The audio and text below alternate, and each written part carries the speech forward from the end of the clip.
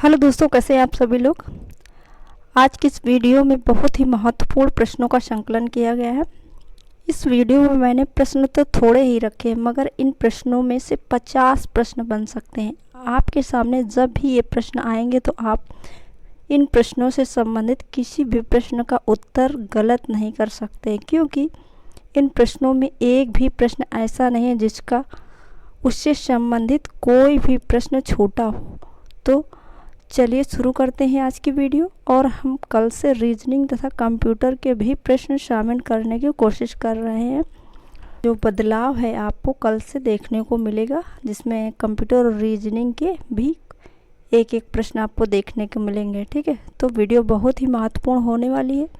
तो चलिए शुरू करते हैं आज की वीडियो। उससे पहले यदि आप हमारे चैनल पर नए हैं तो चैनल को सब्सक्राइब करें, वीडियो को लाइक करें और दोस्तों को शेयर कीजिएगा। चलिए शुरू करते हैं वीडियो को। और ये जो वीडियो है ये जीके जीएस की वीडियो है, ठीक है, सामान्य ज्ञान की। तो चलिए पहला प्रश्न देखिए क्या है कि वायसराय लॉर्ड हार्डिंग ने भव्य दरबार का आयोजन किया था। कब किया था बताइए। वायसराय लॉर्ड हार्डिंग ने भव्य दरबार का आयोजन कब किया था। चलिए ऑप्शन से देख, जो इसमें उत्तर है वो क्या हो जाएगा, दिल्ली में। आयोजन कहाँ किया था, दिल्ली में किया था। ठीक है, भव्य दरबार का आयोजन कहाँ किया था, दिल्ली में। ठीक है, ये 1911 में किया था। कब, 1911 में भव्य दरबार का आयोजन किया गया था। किसके द्वारा, लॉर्ड हार्डिंग के द्वारा। ठीक है, ये दरबार क्यों लगाया गया था, तो जो इंग्लैंड के सम्राट थे, इंग्लैंड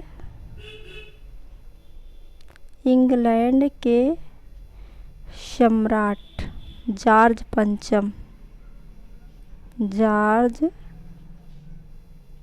पंचम तथा मेरी, ठीक है, मेरी के स्वागत में भव्य दरबार का आयोजन लॉर्ड हार्डिंग ने 1911 में किया था। तो इस दरबार में क्या क्या निर्णय लिए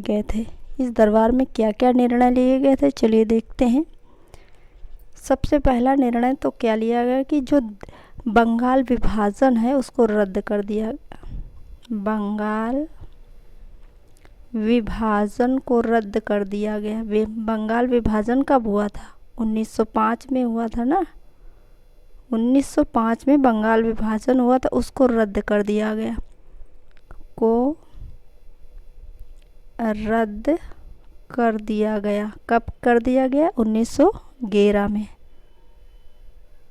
कर दिया गया। ठीक है, चलिए अगला क्या परिवर्तन हुआ, यानी अगला क्या निर्णय लिया गया। दूसरा निर्णय ये लिया कि जो बंगाली भाषी क्षेत्र हैं, बंगाली भाषा बोलने वाले बंगाली भाषी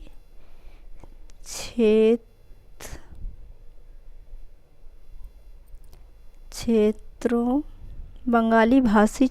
को मिलाकर एक अलग प्रांत बनाया गया।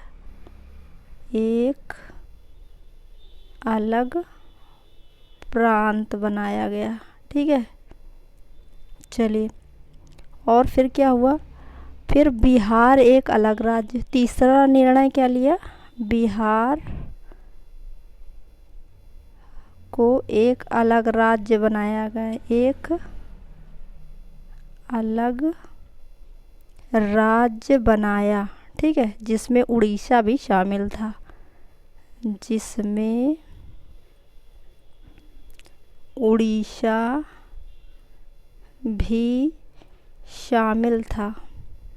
ठीक है, चलिए अगला निर्णय इन्होंने क्या लिया, अगला क्या हुआ। ठीक है, जो भारत की राजधानी थी वो क्या थी, 1911 में भारत की राजधानी क्या थी, कलकत्ता थी। तो कलकत्ता से भारत की राजधानी क्या करनी चाहिए? दिल्ली। दिल्ली, भारत की राजधानी कलकत्ता से दिल्ली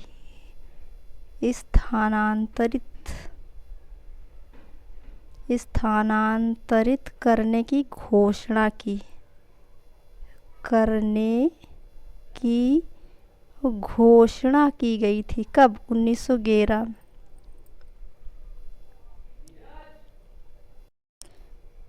घोषणा कब की गई थी? यानी दिल्ली को राजधानी बनाने की घोषणा 1911 में की गई थी। लेकिन जो दिल्ली जो राजधानी बनी वो बनी कब थी? बनी कब? 1912 में। 1912 में भारत की राजधानी दिल्ली बनी। दिल्ली राजधानी बनी, ठीक है, 1912 में। अगर घोषणा पूछा जाए तो 1911 है, अगर कब बनी तो 1912, ठीक है। चलिए अगला प्रश्न देखते हैं। प्रश्न नंबर 2 देखिए। चलिए प्रश्न नंबर 2 देखिए। महात्मा गांधी ने सविनय अवज्ञा आंदोलन की शुरुआत की। कब से की थी? तो 6 अप्रैल 1930 को सविनय अवज्ञा आंदोलन की शुरुआत की थी, ठीक है। अच्छा, इसकी आवश्यकता क्यों पड़ी बताइए? इसकी आवश्यकता क्यों पड़ी? तो बात ऐसी थी कि ब्रिटिश सरकार ने नमक पर पूरा अपना एकाधिकार जमा कर रखा हुआ था, यानी उस पर टैक्स ले रहे थे। नमक पर टैक्स लिया जा रहा था, ठीक है, जिस पर महात्मा गांधी ने नाराज़गी व्यक्त की। क्योंकि जो नमक होता है वो तो सभी के लिए आवश्यक होता है, यानी सब हर घर में नमक की आवश्यकता है। बिना नमक जरूरी खाद्य सामग्री के रूप में नमक को देखा जा सकता है। तो इसीलिए उन्होंने, महात्मा गांधी ने कहा कि इस पर रुकावट यानी इस पर टैक्स लेना ठीक नहीं है। तो उन्होंने इस नमक कानून को तोड़ने के लिए दांडी यात्रा निकाली। कब निकाली?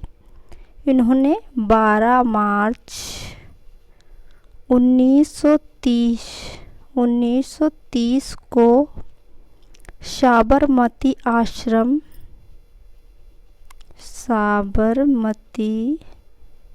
आश्रम से 322 किलोमीटर की दूरी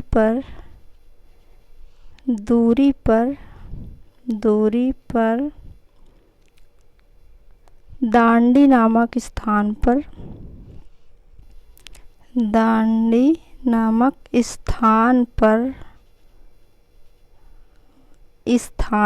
ठीक है, स्थान पर नमक बना करके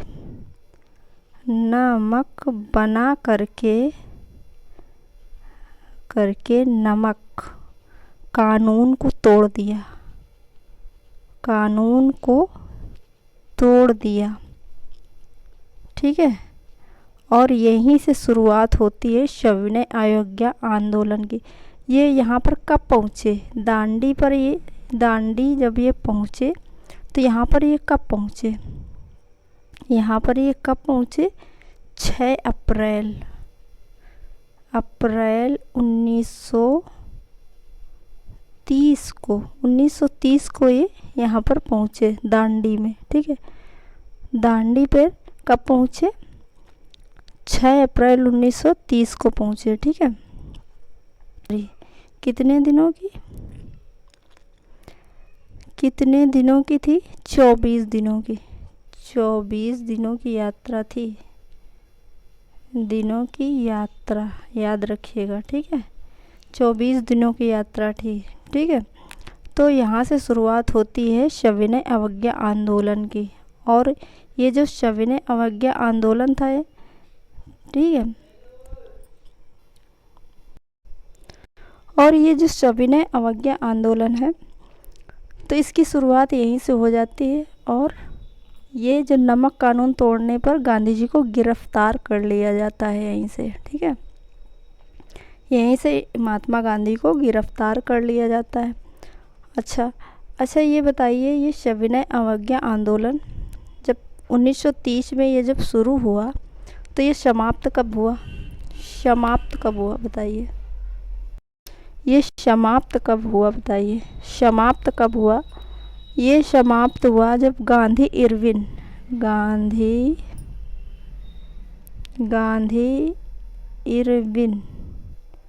इरविन समझौता हुआ। समझौता कब हुआ था? 1931 में गांधी इरविन समझौता हुआ। तब महात्मा गांधी ने सविनय अवज्ञा आंदोलन को समाप्त कर दिया था। सविनय अवज्ञा आंदोलन को समाप्त कर दिया था, ठीक है। फिर इसके पश्चात फिर क्या हुआ कि महात्मा गांधी ने सविनय अवज्ञा आंदोलन की शुरुआत 6 अप्रैल 1930 में की थी, ठीक है। और इसे समाप्त कब किया? गांधी इरविन समझौता। गांधी इरविन समझौता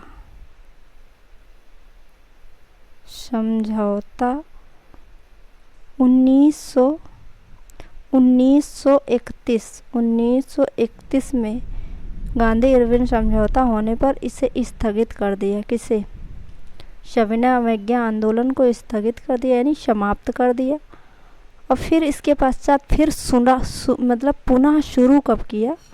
जब दूसरा गोलमेज सम्मेलन हुआ। दूसरा गोलमेज सम्मेलन कब हुआ? 1931 में, यानी 7 सितंबर 1931 में जब दूसरा गोलमेज सम्मेलन हुआ तो इसमें महात्मा गांधी शामिल हुए। तो इन्हें इसमें असफलता हाथ लगी। तब फिर से इन्होंने सविनय अवज्ञा आंदोलन की शुरुआत की। फिर से सविनय अवज्ञा आंदोलन की शुरुआत कर दी, ठीक है। और अब की बार इसे कब समाप्त किया? अब की बार कब समाप्त किया? फिर इसे 1933 में समाप्त कर दिया। 33 में अस्थायी रूप से इसे समाप्त कर दिया गया था। अस्थायी रूप से इसे स्थगित कर दिया गया था क्योंकि महात्मा गांधी जेल चले गए थे, ठीक है। चलिए अगला प्रश्न देखते हैं। प्रश्न नंबर 3 देखिए। प्रश्न नंबर 3 देखिए। प्रश्न क्या है कि सही मिलान करो। इधर परियोजना के नाम दिए गए, ये नदी है जिस पर ये परियोजना बनी है, ठीक है। तो ऑप्शन ए है चंबल नदी, चंबल नदी पर बनी हुई है। तुंगभद्रा नदी। मैराक्षी परियोजना, मैराक्षी नदी। नागार्जुन सागर परियोजना, कृष्णा नदी, ठीक है। चलिए, तो ये जो मिलान दिया गया है ये चारों का बिल्कुल सही है, लेकिन इसके विषय में और थोड़ा सा देख लेते हैं कि ये जो परियोजनाएं हैं और किस किस राज्य को लाभ पहुंचा रही हैं, ठीक है। तो ये चंबल नदी है, ये राजस्थान और मध्य प्रदेश को लाभ पहुंचा रही है, ठीक है, प्रदेश को। और ये तुंगभद्रा परियोजना ये किसे? ये तेलंगाना और कर्नाटक को लाभ पहुंचा रही है, ठीक है। और ये मयूराक्षी परियोजना ये पश्चिम बंगाल में है। कहाँ है? पश्चिम बंगाल में है, ठीक है। और ये नागार्जुन सागर परियोजना कृष्णा नदी पर है।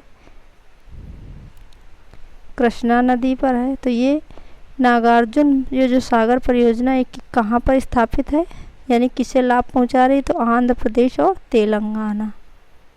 आंध्र प्रदेश और तेलंगाना, ठीक है, तेलंगाना को लाभ पहुंचा रही। तो इसका जो मिलान दिया गया पूर्णतः सही है, तो सही उत्तर क्या हो जाएगा? चलिए ऑप्शन देख लेते हैं यहाँ पर। तो इसका मिलान है जो, यानी ऑप्शन ए सही हो जाएगा। ठीक, चलिए अगला प्रश्न देख लेते हैं। प्रश्न नंबर 4 देखिए क्या कह रहा है कि सर्वाधिक पुरुष साक्षरता दर वाला राज्य है, कौन सा है? तो इसका सही उत्तर हो जाएगा केरल। केरल सर्वाधिक पुरुष साक्षरता दर वाला राज्य केरल है। ठीक है, तो 2011 की जनगणना के अनुसार ठीक है, जो सर्वाधिक पुरुष साक्षरता वाले 5 राज्य हैं उनके बारे में जान लेते हैं। 5 राज्य कौन कौन से हैं? नंबर 1 पर तो है, कौन है? केरल। केरल है, इसकी पुरुष साक्षरता दर कितनी है? 96.2%, 1% है। ठीक है, 96.1%। ठीक है, और दूसरे नंबर पर कौन है? मिज़ोरम। मिज़ोरम में कितना है? 93.3%। ठीक है, 93.3%। अच्छा, तीसरे नंबर पर गोवा है। गोवा कितना है? 92.6%। गोवा के बाद क्या आता है? त्रिपुरा आ जाओ। त्रिपुरा में कितनी है पुरुष साक्षरता दर? 91.5%। ठीक है, अगला कौन सा है? हिमाचल प्रदेश। हिमाचल प्रदेश में कितना है? 89.5%। ठीक है, चलिए। अच्छा, न्यूनतम साक्षरता दर वाला 5 राज्य कौन से हैं? न्यूनतम पुरुष साक्षरता दर वाले 5 राज्य। ठीक है, कौन कौन से हैं? पहले नंबर पर कौन सा है? पहले नंबर पर बिहार आ जाता है। बिहार में जो पुरुष साक्षरता दर है कितनी है? 71%, 71.1%। ठीक है, चलिए। इसके बाद अरुणाचल प्रदेश का कितना है? 72.6%। इसके बाद आ जाता है आंध्र प्रदेश का कितना है? आंध्र प्रदेश का 74.6% है। ठीक है, अच्छा, इसके बाद मेघालय में कितना है? 76%। ठीक है, इसके बाद झारखंड में कितना है? झारखंड में 76.8% है। ठीक है, चलिए अगला प्रश्न देख लेते हैं। चलिए देखिए अगला प्रश्न क्या है कि साइकिल का ब्रेक किस श्रेणी का उत्तोलक है? बताइए। चलिए बताइए, जो साइकिल का ब्रेक होता है वो किस श्रेणी का उत्तोलक है? तो देखिए, ये प्रथम श्रेणी का उत्तोलक है। किस श्रेणी का? प्रथम का। अच्छा, उत्तोलक क्या होता है? उत्तोलक क्या है? उत्तोलक एक सरल मशीन है। क्या है? एक सरल मशीन है। ठीक है, और ये जो उत्तोलक होता है एक सीधी या टेढ़ी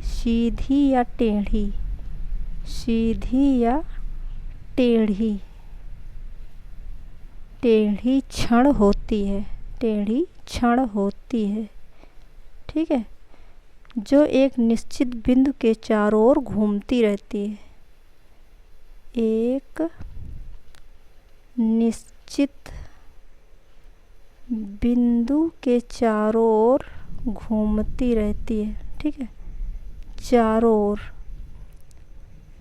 ओर घूमती रहती है। ठीक है, घूमती रहती है। चलिए, अच्छा, इसमें जो महत्वपूर्ण बिंदु होते हैं वो क्या है? इसमें महत्वपूर्ण 3 बिंदु होते हैं। कौन कौन से? आलंब, आयास और भार। ठीक है, चलिए। अच्छा, जो प्रथम श्रेणी का उत्तोलक होता है वो कौन सा होता है? प्रथम श्रेणी का उत्तोलक, इसमें क्या होता है? इसमें आयास, इसमें क्या होता है? आलम्ब, आलम्ब, आयास तथा भार के बीच में होता है, बीच में होता है। कौन? आलम्ब। आलम्ब का मतलब सहारा। इसका उदाहरण क्या होते हैं? इसके उदाहरण कौन कौन से हैं? इसके उदाहरण कौन कौन से हैं? जैसे कि कैंची, कैंची हो गया, और क्या होगा? कैंची हो गया, और पिलास, पिलास, ठीक है, और क्या हो गया? और सिडासी, सिडासी, और क्या हो गया? और कील उखाड़ने वाली मशीन,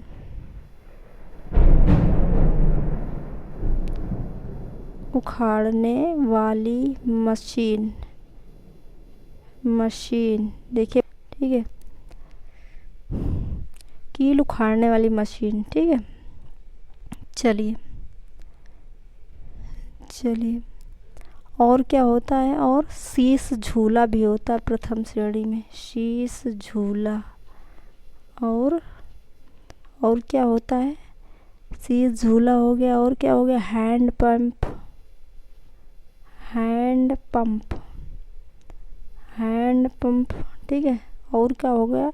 साइकिल का ब्रेक, साइकिल का ब्रेक भी प्रथम श्रेणी का है, ठीक है। अच्छा, जो सबसे महत्वपूर्ण बात है कि इसमें जो यांत्रिक लाभ होता है, ये याद रखिएगा, यांत्रिक लाभ कितना होता है? एक से कितना होता है यांत्रिक लाभ? एक से अधिक, एक से अधिक, एक से कम, एक से कम, और या तो एक से बराबर, ये तीनों ही होता है, ठीक है। बराबर यांत्रिक लाभ क्या होता है? एक से अधिक हो सकता है, एक से कम हो सकता है, या एक से बराबर होता है, ठीक है। एक के बराबर हो गए, ठीक है, एक के बराबर, बराबर, ठीक है। चलिए, अच्छा चलिए, देखिए ये है कैंची। क्या है? कैंची। देखिए ये क्या है? कैंची है, ठीक है। ये कौन सा है? प्रथम श्रेणी का उत्तोलक है, प्रथम श्रेणी का उत्तोलक है, ठीक है, उत्तोलक। इसमें क्या है? आलम्ब, आयास तथा भार के बीच में होता है। तो ये बिंदु जो है ये क्या है? आलम्ब है। आलम्ब का मतलब सहारा। ये जो बिंदु है ये क्या है? आलम्ब है, आलम्ब, ठीक है। अच्छा, और ये क्या है? जहाँ हम लोग पकड़ते हैं ये आयास है, आयास यानी इस पर हम लोग बल लगाते हैं, ठीक है। और यहाँ पर जो वस्तु रखी जाती है ये यहाँ पर यानी भार, ये क्या है? भार, ठीक है। तो ये कैंची, तो इसका मतलब कि ये भार तथा आयास के बीच में कौन है? आलम्ब है। कौन है? आलम्ब। भार तथा आयास के बीच में ये भार है और ये आयास है, इसके बीच में क्या है? ये आलम्ब है। तो ये प्रथम श्रेणी का उत्तोलक है, ठीक है। चलिए अगला देखते हैं। अगला उत्तोलक होता है कौन? द्वितीय श्रेणी का उत्तोलक, द्वितीय श्रेणी, ठीक है, श्रेणी का उत्तोलक। इसमें क्या होता है? इसमें क्या होता है? इसमें क्या होता है? आलम्ब तथा आयास, आलम्ब तथा आयास, आयास के बीच में भार होता है। क्या होता है? भार, ठीक है। अच्छा, इसका उदाहरण क्या है? इसका उदाहरण क्या है? जैसे कि सरौता, सरौता, ठीक है। कूड़ा ढोने वाली ट्रॉली, ढोने वाली, ठीक है, वाली ट्रॉली या एक पहिए वाली ट्रॉली भी बोल सकते हैं इसको, ठीक है। और क्या होगा, और नींबू निचोड़ने वाली मशीन, नींबू निचोड़ने वाली मशीन, मशीन, ठीक है। अगला देखते हैं, तो ये क्या है, द्वितीय श्रेणी। इसका यांत्रिक लाभ कितना होता है, यांत्रिक लाभ क्या होता है इसका, 1 से अधिक होता है। यांत्रिक लाभ सदैव 1 से अधिक, ठीक है। चलिए इसका उदाहरण देखते हैं। ये है सरौता, ये क्या है, सरौता है, क्या है, सरौता। देखिए ये क्या है, सरौता, ठीक है। इसमें क्या है, आलम्ब तथा आयास के बीच में भार है। ये आपका आलम्ब हो गया, क्या हो गया, आलम्ब, आलम्ब, ये हो गया आलम्ब, ठीक है। और आयास जहाँ पर आप बल लगाते हैं, आयास, आयास, ठीक है। भार कहाँ होगा, यहाँ पर, यहाँ से आप कोई भी चीज़ काटते हैं, यानी सुपारी है, कोई भी चीज़ काटते हैं तो यहाँ पर क्या होता है, भार, भार, ठीक है। तो ये क्या है, यानी आलम्ब और आयास के बीच में क्या है, भार है, ठीक। चलिए ये द्वितीय श्रेणी का हो गया। चलिए अब तृतीय श्रेणी का उत्तोलक देखते हैं। तृतीय श्रेणी का उत्तोलक, तृतीय श्रेणी के उत्तोलक में क्या होता है, इसमें क्या होता है, इसमें क्या होता है कि इसमें आलम्ब भार, आलम्ब, इसमें क्या होता है, आलम्ब तथा भार के बीच में आयास होता है, आयास, आयास होता है, ठीक है, आयास होता है। तो इसका उदाहरण क्या हो जाएगा, जैसे कि चिमटा, चिमटा या मनुष्य का हाथ, मनुष्य का हाथ, मनुष्य का हाथ, ठीक है। ये तृतीय श्रेणी के उत्तोलक हैं। चलिए देखते उदाहरण। ये है चिमटा, ये क्या है, ये क्या है, चिमटा है। देखिए ये क्या है, चिमटा। इसमें क्या है, आलम्ब भार के बीच में आयास है। ये यहाँ पे हम लोग पकड़ते हैं इसको, है ना, इसको कहाँ पकड़ा जाता है, यहाँ से पकड़ा जाता है।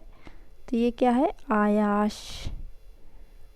और भार यानी रोटी कहाँ से पकड़ी या कोई वस्तु कहाँ से पकड़ के उठाई जाती, ये है भार, ठीक है। और ये है इसका आलम्ब, आलम्ब, ठीक है।